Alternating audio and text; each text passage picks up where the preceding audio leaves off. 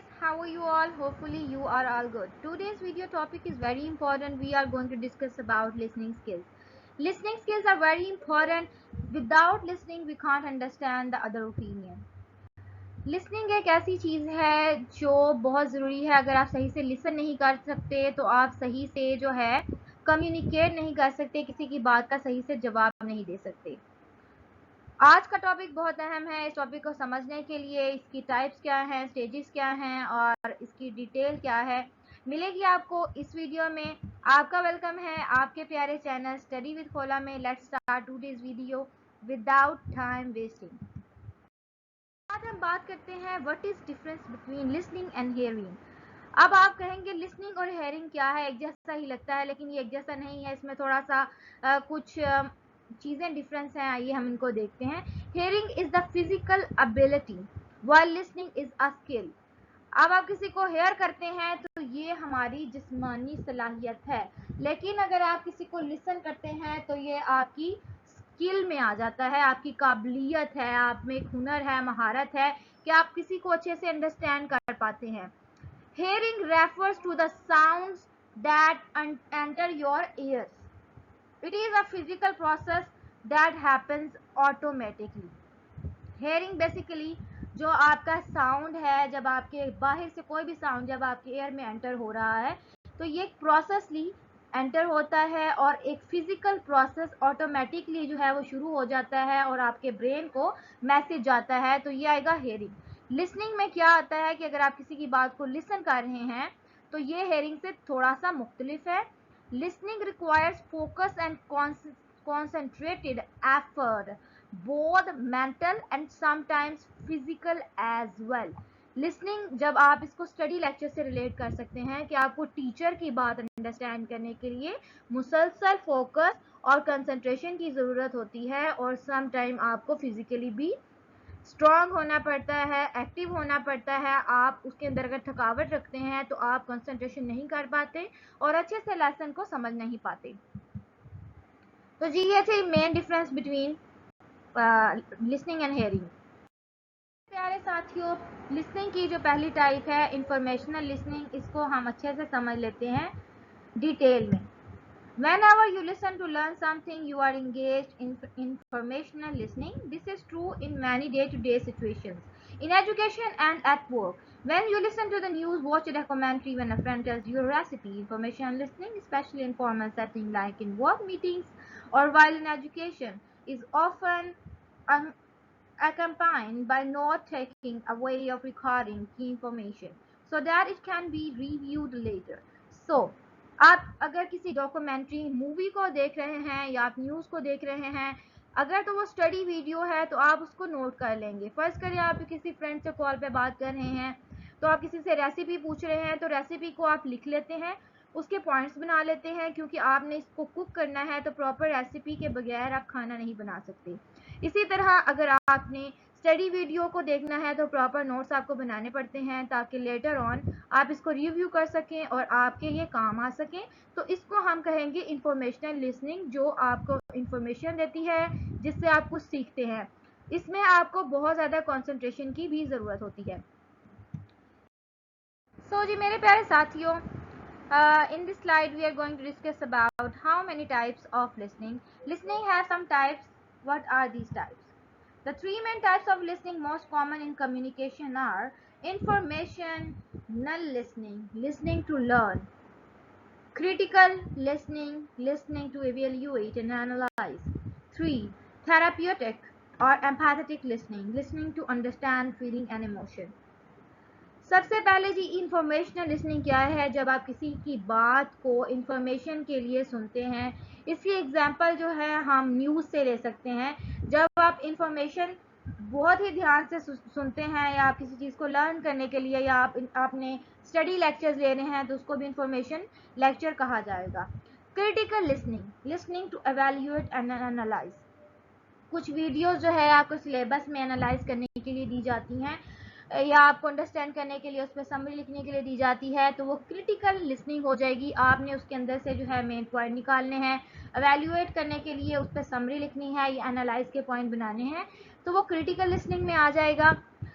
Therapy और patriotic और empathetic listening क्या है? Listening to understand feeling and emotion. जो एम्पैथेटिक है ये इमोशन से और फीलिंग से बहुत ज़्यादा कनेक्टेड होती है। इसके अंदर जो है फीलिंग को अंडरस्टैंड करना अगले की, कि वो खुशी में है, हंसी में है, गमी में है, या परेशान है, या किसी डिप्रेशन में है, तो ये जी एम्पैथेटिक लिसनिंग में आ जाता है। Now, what is the critical listening? This is also very important in listening type. We can be said to be engaged in critical listening when the goal is to evaluate what is being said. Critical listening usually involves some sort of problem solving or decision making. Critical listening is about analyzing opinion and making a judgment. Critical listening means engaging in what you are listening to by asking yourself questions such as what is the speaker trying to say, or what is the main argument being presented? How does what I am hearing differ from beliefs, knowledge, or opinion? Critical listening is therefore fundamental to true learning.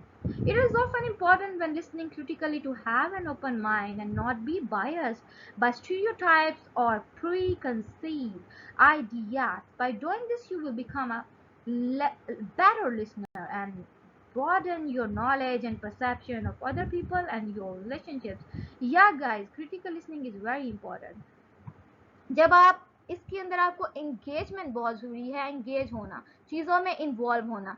चीज़ों में involve होना इसलिए ज़रूरी है कि आपने proper judgement करनी है, आपने प्रॉपर एनालाइज करना है चीज़ों को, आपने ये देखना है। ये सवालात भी कुछ इस तरह से हैं कि स्पीकर आपसे, what the speaker trying to say, speaker आपसे क्या कहना चाहता है, आर्गुमेंट क्या प्रेजेंट कर रहा है the next person who is delivering the message, how does what I am hearing different from believes, जिस तरह के मेरे बिलीव्स हैं क्या ये हेयरिंग उसमें उस जैसी है या इसमें कुछ डिफरेंसेस हैं, आपकी नॉलेज और ओपिनियन इससे किस तरह से मुख्तलिफ है।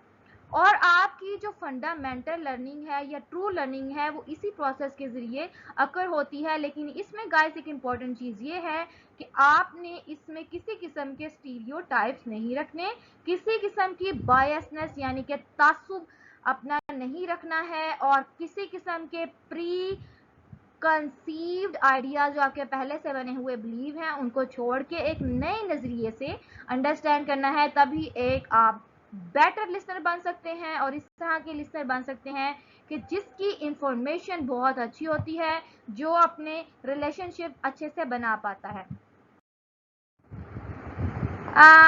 Therapeutic or empathetic listening. This is the third type of listening. Empathetic listening involves attempting to understand the feelings and emotions of the speaker, to put yourself into the speaker's shoes and share their thought. Empathy is a way of deeply connecting with another person. Empathy is not the same as sympathy. It involves more than being compassionate or feeling sorry for somebody else. It involves a deeper connection, a realization, understanding of another person's point of view. Therapists and some other professionals are therapeutic, like counselors, psychological जो counselors होते हैं उसको भी आप कह सकते हैं, और empathetic listening to understand and ultimately help their clients. We are all capable of empathetic listening and may practice it with friends, family, and colleagues. Showing empathy is the desirable trait in many interpersonal relationships. You may well feel more comfortable talking about your own feelings and emotions with a particular person who listens empathetically to you than others. So this is very important. हम अपनी रोज़मर्रा ज़िंदगी में बहुत से मसाइल का शिकार होते हैं। इसमें आपको इमोशंस और फीलिंग्स अपने अंदर जो है जो आपसे बात कर रहा है उसके लिए लेकर आनी पड़ती हैं। आपको एक डीपर कनेक्शन शो करना पड़ता है ताकि जो बयान करने वाला है उसको ये फील हो कि आप उसकी बात में इंटरेस्ट ले रहे हैं।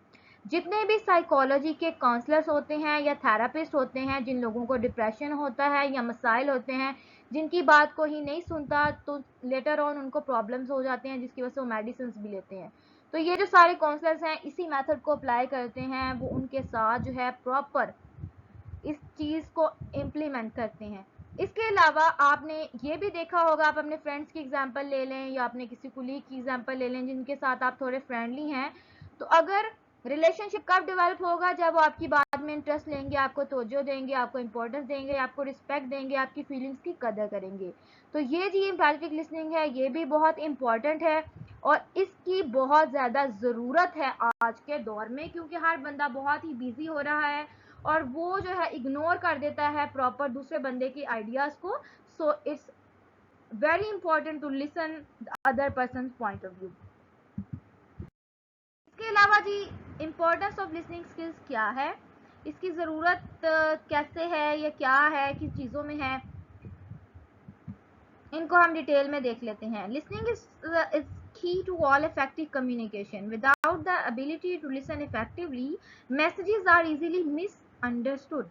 Listening skills allow one to make sense and understand what another person is saying. Yeah, this is very correct.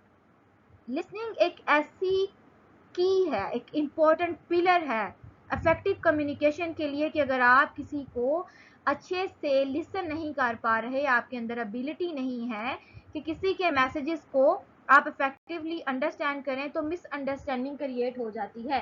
Listening skills हर इंसान को अलाउ करती हैं कि उसको बात को, अगला बंदा जो आपको कह रहा है, the other person in front of you what is saying, you have to understand properly and effectively for communicating the process, for beginning the conversation. This is very important.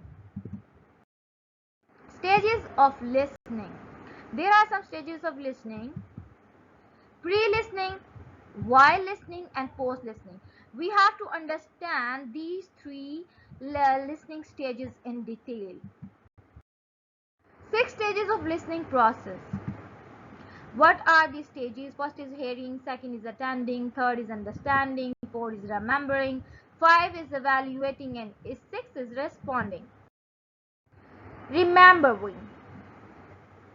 It is important listening process because it means that individual has not only received and interpreted a message but also added it to the mind storage bank. But just as our intention is selective as to our memory, what is remembered may be quite different from what was originally seen or heard. Remembering, अगर आप किसी की बात सुनते हैं तो आपके mind storage में जाके जमा हो जाता है. लेकिन ये इंपॉर्टेंट है कि क्या चीज़ें इंपॉर्टेंट आप खुद समझते हैं, क्या आप इंपॉर्टेंट समझते नहीं हैं. कुछ आपके सबकॉन्शियस में चले जाती हैं, कुछ आपकी कॉन्शियस में रहती हैं.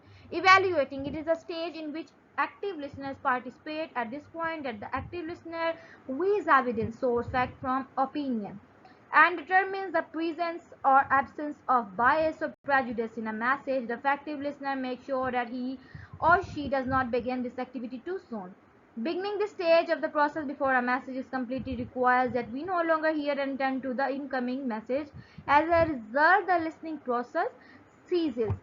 इवेल्युएटिंग, यू अगर आप किसी को वैल्यूएट कर रहे हैं, आप जज कर रहे हैं, तो इसमें बायसनेस, अपनी ज़ाती राय, अपना प्री ओपिनियन, अपना तासुब आपको दूर करना पड़ेगा ताकि एवेल्युएशन का रिजल्ट जो है वो ठीक से निकल सके.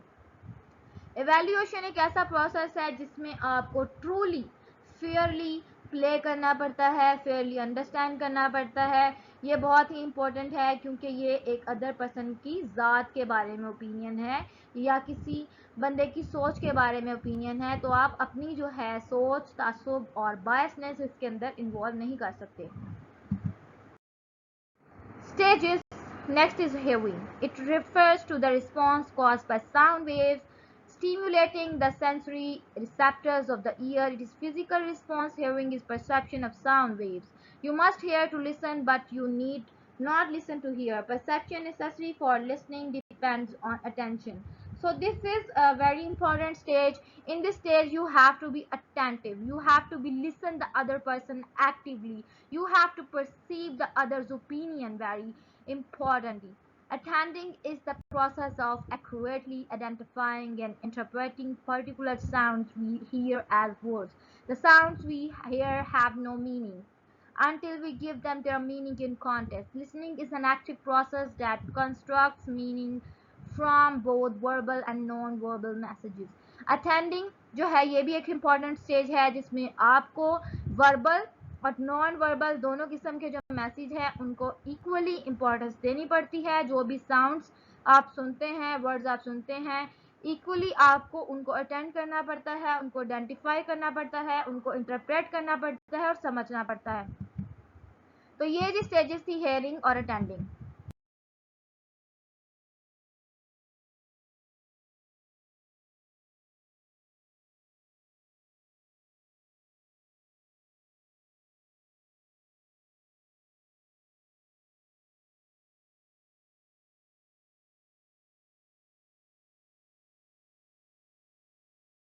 मेरे प्यारे साथियों, understanding, what is understanding is listening and how much it is important. Understanding, to understand symbols we have seen and heard, obviously, first the thing is this. We must analyze the meaning of the stimuli we have perceived. Symbolic stimuli are not only words but also sounds and sights that have a symbolic meaning as well. The meanings attached to these symbols are a function of our past associations and of the context in which the symbols occur. For successful interpersonal communication, the listener must understand the intended meaning and the context assumed by the sender. जी guys, कुछ symbols जो हैं actually हमारे पास से relate करते हैं कुछ मास memories से. आपने अक्सर देखा होगा टीचर हमारी अंडरस्टैंडिंग डेवलप करने के लिए जब क्लास स्टार्ट करते हैं तो पिछले क्वेश्चंस पूछे जाते हैं. प्रीवियस नॉलेज जो है वो अमल में लेकर आई जाती है. प्रीवियस नॉलेज से ये होता है कि जो आपकी प्रेजेंट नॉलेज होती है उसको रिलेट कर लिया जाता है और आप चीज़ों को अच्छे से अंडरस्टैंड कर पाते हो. तो ये अंडरस्टैंडिंग की एक स्ट्रैटेजी है जो अप्लाई की जाती है लिसनिंग में भी. इससे जो है कम्युनिकेशन जो है आपस में जो कम्युनिकेशन है बेहतर हो सकती है. लिसनर जो है अंडरस्टैंड कर पाता है मीनिंग और कॉन्टेक्स्ट को जो कि सेंडर जो है सेंड करता है.